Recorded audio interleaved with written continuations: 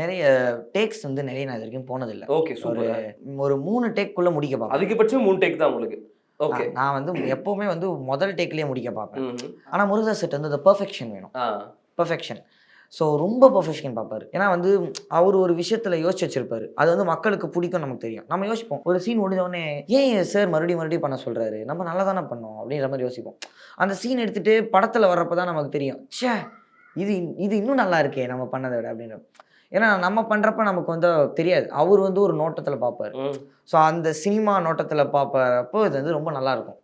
So அதனால அவரு அந்த மாரி ஒரு எக்ஸ்பீரியன்ஸ்டு பெர்சன்ங்கிறனால, அந்த மாரி ஒரு எக்ஸ்பீரியன்ஸ்டு பெர்சன் வந்து செட்ல வந்து இருந்து நமக்கு அட்வைஸ் தந்து அந்த சீன்ஸ முடிக்கிறப்ப, நம்மளுடைய ஆக்டிங் திறமை வந்து அந்த கேரக்டர் அது எல்லாமே இன்னும் நல்லா வரும். ம். ம். ஸோ அதனால அந்த மாரி செட்ல வந்து நான் நெறைய ஹிண்ட்ஸ் வாங்கியிருக்கேன். இந்த கேரக்டர் டெவலப் பண்றதுக்கு வந்து சார் வந்து ஹிண்ட்ஸ் குடுப்பாரு.